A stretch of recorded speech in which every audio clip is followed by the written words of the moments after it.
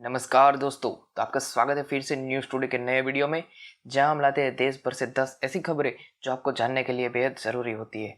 जी हाँ दोस्तों, वीडियो में आगे बढ़ने से पहले आपको बता दें कि ऐसे वीडियो बनाने में हमें बहुत ही मेहनत लगती है, तो कृपया करके ऐसे वीडियो को लाइक, शेयर और सब्सक्राइब करना ना भूलें। और दोस्तों, अपने परिवार वालों और दोस्तों को भी शेयर करना ना भूलें। जी हाँ दोस्तों, तो बढ़ते हैं आज की सबसे पहली खबर की ओर। जी हाँ दोस्तों, सबसे पहली खबर यह आ रही है कि 2 रुपये से भी कम हो सकता है पेट्रोल या डीजल का दाम। जानिए ये पूरी खबर। जी हाँ दोस्तों, कोरोना के संकट में महंगाई ने आम आदमी की कमर तोड़ दी है, लेकिन अब उम्मीद लगाई जा रही है कि इससे कुछ राहत मिल सकती है, क्योंकि अंतर्राष्ट्रीय स्तर पर कच्चे तेल के दाम लुढ़क गए हैं और रुपए में मजबूती लौटी है। ऐसे में एक्सपर्ट्स घरेलू स्तर पर पेट्रोल डीजल की कीमतों में गिरावट का अनुमान लगा रहे हैं। एस्कॉर्ट सिक्योरिटी के रिसर्च आसिफ इकबाल ने बताया है कि कच्चा तेल सस्ता होने से ऑयल मार्केटिंग की कंपनियों को राहत मिलेगी, क्योंकि भारत अपनी ज़रूरत का 82% कच्चा तेल विदेशों से खरीदता है। पिछले कुछ महीनों से पेट्रोल के दाम लगातार बढ़े हैं या स्थिर रहे हैं, लेकिन तेल कंपनियों पर दाम घटाने का दबाव है। ऐसे में ब्रांड क्रूड की ओर से कंपनियों को राहत मिलती है तो वो कंज्यूमर्स को राहत दे सकती है। अगर क्रूड में 20% से कमी आती है तो पेट्रोल और डीजल में 5% कमी की जा सकती है। जी हाँ दोस्तों, लिहाजा पेट्रोल और डीजल 2.5 से 3 रुपये प्रति लीटर का सस्ता होने का अनुमान लगाया जा रहा है। 6% तक लुढ़का हुआ है कच्चा तेल। जी हाँ दोस्तों, न्यूज़ एजेंसी रॉयटर्स की खबर के मुताबिक बीते हफ्तों में कच्चे तेल के दाम 6% से ज़्यादा गिर गए हैं। ऐसे गिरावट के पीछे मुख्य वजह कच्चे तेल की डिमांड में आई कमी है, क्योंकि कोरोना वायरस के मामले जहां बढ़ रहे हैं वहां बिजनेस गतिविधियां धीमी पड़ रही है, इसीलिए डिमांड में कमी आ रही है। वहीं वैक्सीन को लेकर भी उम्मीद को झटका लगा रहा है। जी हाँ दोस्तों, इसी वजह से कई कंपनियों ने डिस्काउंट देना शुरू कर दिया है और उनका प्रोडक्शन खप जाए, इसलिए उन्होंने पूरा का पूरा डिस्काउंट में माल देना शुरू कर दिया है। ऐसे में आगे क्रूड में फिर से बड़ी गिरावट से इनकार नहीं किया जा सकता है। अक्टूबर में ब्रेंट क्रूड के दाम को गिरकर $32 प्रति बैरल स्तर पर आ सकते हैं। तो दोस्तों, अगली बड़ी खबर आ रही है अरुणाचल प्रदेश से। जी हाँ दोस्तों, अरुणाचल प्रदेश से पिछले कुछ दिनों में ऐसी खबर आ रही है कि 5 लोग चीन बॉर्डर से गायब हो गए थे। जी हाँ दोस्तों, आज जानते हैं उसकी पूरी खबर। अरुणाचल प्रदेश के पहाड़ी जंगल में अक्सर लोग ही नहीं, विमान भी गायब हो जाते हैं। ऐसा एक हादसा पिछले ही साल हुआ था, जब एक सैन्य एयरक्राफ्ट इन जंगलों में दुर्घटनाग्रस्त हो गया था। लेकिन हाल ही में एक अरुणाचल प्रदेश के नाचो कस्बे जिले से निकले 7 लोगों को दल जब पीएलए के पास से इन जंगलों में गया तो इनमें से सिर्फ 2 लोग ही वापस आ पाए थे। जी हाँ दोस्तों, बाकी लोगों को परिवारों की चिंता बढ़ने लगी तो उन्होंने अपीलें भी की, जिसके बाद चीन ने इन लोगों के अपने इलाके में होने से इनकार कर दिया था। लेकिन भारत ने इसकी पुष्टि की है कि ये लोग चीन के कब्जे में ही है और तब से उसके बाद आज चीन ने उन लोगों को छोड़ दिया गया है। जी हाँ दोस्तों, बता दें कि ये सब मामला एक फेसबुक पोस्ट से शुरू हुआ था, जबकि ध्यान खींचने वाले प्रकाश रिंगलिन ने टाइम्स ऑफ इंडिया को बताया था कि सीमाओं की अच्छी तरह से सीमांकन नहीं किया गया है।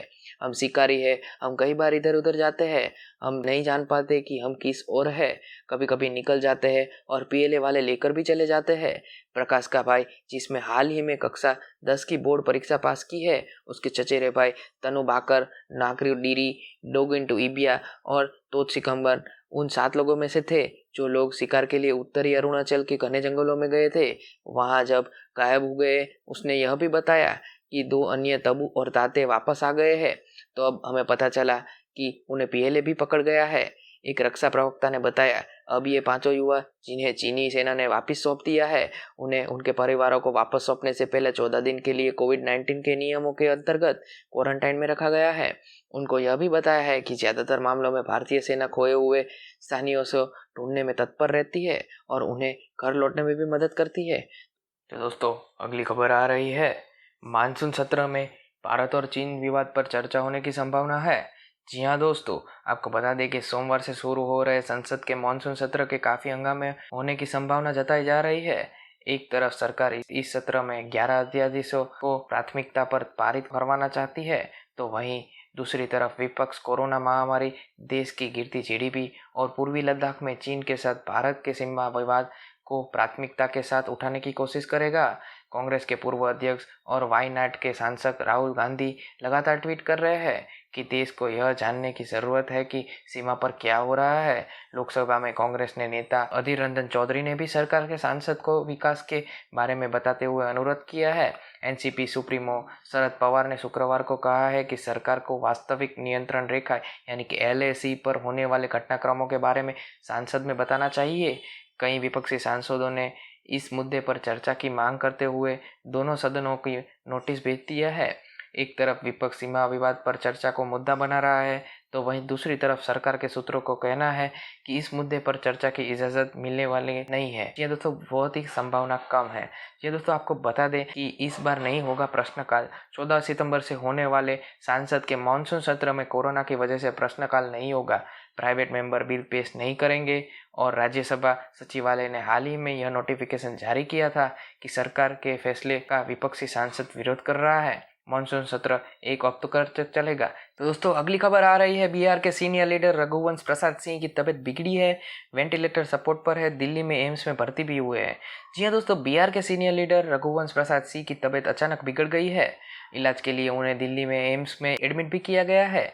लेकिन बिहार विधानसभा चुनाव से ठीक पहले आरजेडी से एक पन्ना का इस्तीफा लेकर सुर्खियों में आ गए दिग्गज नेता रघुवंश प्रसाद सिंह वेंटिलेटर सपोर्ट पर है। सूत्रों की माने तो शुक्रवार देर रात तक उनकी तबीयत बिगड़ी थी। उनके शरीर में रक्त संचार नहीं होने के कारण भी उन्हें फिलहाल दिल्ली एम्स में डॉक्टरों की निगरानी में इलाज करवाया जा रहा है। जानकारी के मुताबिक रघुवंश प्रसाद सिंह पिछले दिनों कोरोना से संक्रमित भी हो गए थे। सिंह को पटना एम्स में भर्ती कराया गया था। लगभग 20 दिनों के बाद उनका कोरोना टेस्ट नेगेटिव भी आ गया था। पटना एम्स से डिस्चार्ज होने के बाद उन्हें कुछ दिन और सांस लेने में भी फिर से दिक्कत हो गई थी। पटना से वे दिल्ली आ गए थे और यहाँ एम्स में भर्ती हो गए थे। बीते 10-12 दिन से सांस लेने में उनको तकलीफ भी हो रही थी। बाद में निमोनिया हो गया था। बीते रात 12 से 1 के बीच उनको वेंटिलेटर पर भी रखा गया था। रघुवंश सिंह प्रसाद और उनके करीबी हर्ष ने कहा है कि डॉक्टर ने प्रिकॉशनरी वेंटिलेटर पर रखा गया है और 2 दिन बाद और रघुवंश सिंह प्रसाद पर और रहेंगे। जी हाँ दोस्तों, आपको बता दें कि मालूम हो केंद्रीय मंत्री रघुवंश सिंह प्रसाद ने कुछ दिनों पहले आरजेडी का इस्तीफा दिया था। दिल्ली एम्स में भर्ती रघुवंश सिंह प्रसाद ने अपना इस्तीफा एक सामान्य पत्र में लिखकर भेजा था। इनमें उन्होंने आरजेडी अध्यक्ष लालू प्रसाद यादव को संबोधित करते हुए लिखा था कि जननायक कर्पूरी ठाकुर निधन के बाद 32 वर्षों तक अपने पीछे पीछे खड़ा रहा है, लेकिन अब नहीं। पार्टी नेता कार्यकर्ता को आमजनों को ने बड़ा स्नेह दिया है, मुझे क्षमा करे। तो दोस्तों अगली खबर आ रही है रिया चक्रवर्ती की तरफ से। जी हाँ दोस्तों, ड्रग्स के मामले में एनसीबी अब करेगी करण जौहर की पार्टी के पुराने वीडियो की भी जांच। रिया चक्रवर्ती ने लिए है 25 सेलेब्स के नाम। बॉलीवुड अभिनेता सुशांत सिंह राजपूत केस में जब ड्रग्स एंगल सामने आया था तो रिया चक्रवर्ती उसमें बुरी फंस गई थी। रिया और उनके भाई को गिरफ्तार भी कर लिया है। और वहीं इसके बाद खबरें आ रही है कि रिया ने ड्रग्स के मामले में 25 सेलिब्रिटीज का नाम लिया है। मीडिया रिपोर्ट्स में इन सेलिब्रिटीज के कुछ के नाम सामने आने का भी रिपोर्ट किया है। वहीं एक ऐसी ही मीडिया रिपोर्ट ने बताया है कि एनसीबी अब करण जौहर के वीडियो को भी जांच करेगी, जिसे लेकर 2019 में अक्टूबर में जबरदस्त हंगामा हुआ था। हालांकि ऐसी खबरों का कोई आधिकारिक ऐलान नहीं हुआ है और न्यूज़ चैनल भी इन खबरों की कोई पुष्टि नहीं की जा सकती है। मीडिया रिपोर्ट के अनुसार रिया चक्रवर्ती ने बॉलीवुड सेलिब्रिटीज के नामों के साथ साथ ये भी कहा है कि बॉलीवुड में 80% लोग ड्रग्स लेते हैं। डीएनए की एक रिपोर्ट में बताया गया है कि अब रिया के स्टेटमेंट के बाद एनसीबी करण जौहर की पार्टी के पुराने वीडियो की भी जांच करेगा। यह पार्टी 2019 में हुई थी, जिसमें विकी कौशल को ड्रग्स लेते देखे जाने का दावा किया गया था। बताया जा रहा है कि एनसीबी जल्द ही बॉलीवुड 25 सेलिब्रिटीज को समन भेजेगी। जी हाँ दोस्तों, अगली बड़ी खबर आ रही है कंगना रनावत के बीच की। जी हाँ दोस्तों, पिछले कुछ दिनों से कंगना रनावत बहुत ही चर्चित चल रही है। कंगना की यात्रा के दौरान टूटे नियम, डीजीसीए ने कहा है कि प्लेन में फोटोग्राफी की तो 2 हफ्ते के लिए उड़ान सस्पेंड हो जाएगी। जी हाँ दोस्तों, डीजीसीए ने शनिवार को कहा है कि अगर किसी पूर्व निर्धारित उड़ान में किसी की भी फोटोग्राफी करते पाए गए तो उस मार्ग पर उड़ान को 2 सप्ताह के लिए निलंबित किया जाएगा। डीजीसीए को इंडिगो की बुधवार की चंडीगढ़ और मुंबई की ओर जाने वाली एक उड़ान में सुरक्षा और सामाजिक दूरी संबंधी प्रोटोकॉल के कथित उल्लंघन के बाद पता चला था, जिसमें अभिनेत्री कंगना रनावत ने भी यात्रा की थी। इसके बाद डीजीसीए ने शुक्रवार को इंडिगो से उचित कार्यवाही करने के लिए कहा था। जी हाँ दोस्तों, बुधवार को विमान के भीतर कि घटनाक्रम के एक वीडियो के अनुसार संवाददाता और कैमरामैन रनौत की प्रतिक्रिया लेने के लिए आपस में धक्का-मुक्की करते हुए भीड़ लगाते देखे गए थे। डीजीसीए ने शनिवार को अपने आदेश में कहा है कि फैसला किया गया है कि अब से यदि किसी भी पूर्व निर्धारित यात्री विमान में इस तरह का कोई उल्लंघन होता है तो उस मार्ग पर उड़ान को अगले दिन से 2 सप्ताह की अवधि के लिए निलंबित कर दिया जाएगा।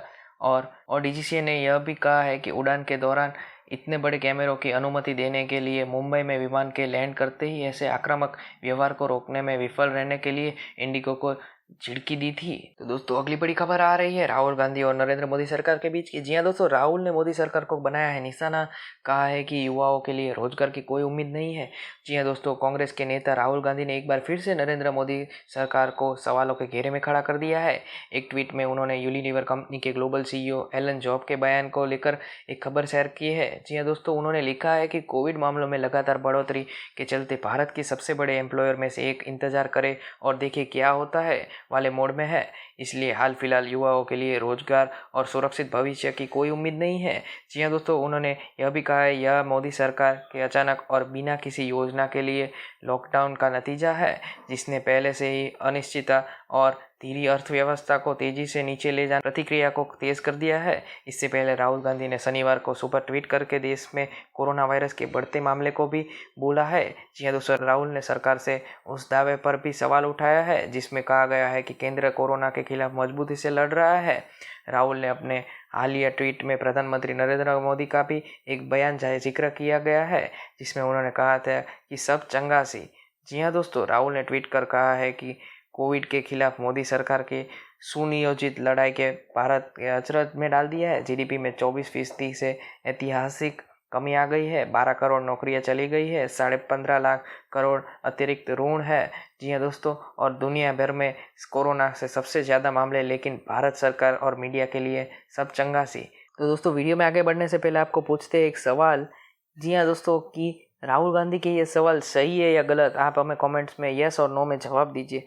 तो दोस्तों अगली खबर आ रही है सचिन पायलट की। जी हाँ दोस्तों, सचिन पायलट ने अपनी सरकार को याद दिलाया है घोषणा पत्र का वादा। सीएम गहलोत को लिखा है खत। राजस्थान कांग्रेस के पूर्व अध्यक्ष सचिन पायलट ने मुख्यमंत्री अशोक गहलोत को पत्र लिखा है। खत में सचिन पायलट ने कहा है कि राज्य सरकार के द्वारा निकाली गई भर्तियों में एमबीसी समाज को 5% आरक्षण नहीं दिया जा रहा है। इसके साथ ही देवनारायण बोर्ड और देवनारायण योजना के अंतर्गत आने वाली विकास कार्य भी लगभग ठप पड़ी है, जो बहुत ही पीड़ादायक है।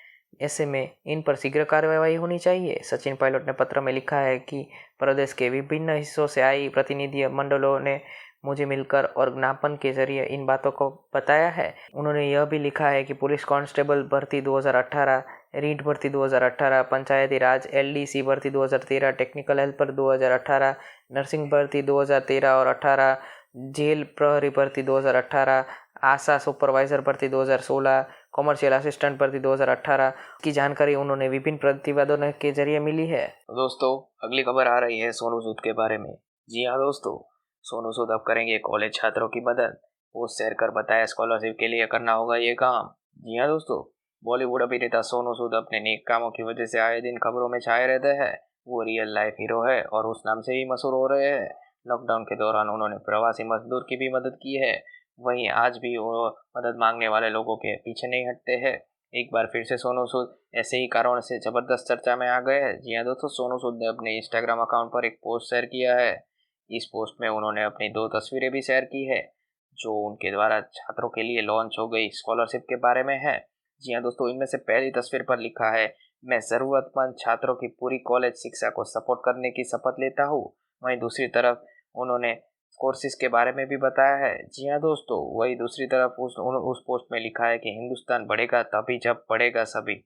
जी हाँ दोस्तों, मेरी माँ प्रोफेसर सरोज सूद मानती थी कि हर किसी को स्वस्थ और खुशियों से भरे भविष्य का सम्मान अधिकार मिलना चाहिए। इसलिए मैं उनके नाम पर छात्रों के लिए फुल स्कॉलरशिप प्रोफेसर सरोज सूद स्कॉलरशिप लॉन्च कर रहा हूँ। मैं मानता हूँ कि आर्थिक चुनौतियों की वजह से कोई अपने सपने पूरा करने से पीछे नहीं रहना चाहिए। अपनी एंट्रीज को भेजिए scholarship@sonosud.me। अगले 10 दिनों में और हम आप तक पहुंच जाएंगे। जी हाँ दोस्तों, ये नेक काम करने में अगर आपको भी मदद चाहिए तो आप सोनू सूद को कांटेक्ट कर सकते हैं, या फिर आपको भी स्कॉलरशिप की ज़रूरत होती है तो आप सोनू सूद को नीचे दिए गए ईमेल पर शेयर कर सकते हैं। तो दोस्तों वीडियो पसंद आया हो तो इसे लाइक करना मत भूलिएगा और शेयर करना मत भूलिएगा। जी हाँ दोस्तों, ऐसे वीडियो देखने के लिए हमें सब्सक्राइब ज़रूर करें और मिलते हैं हम अगले वीडियो में। जय हिंद, जय भारत, वंदे मातरम।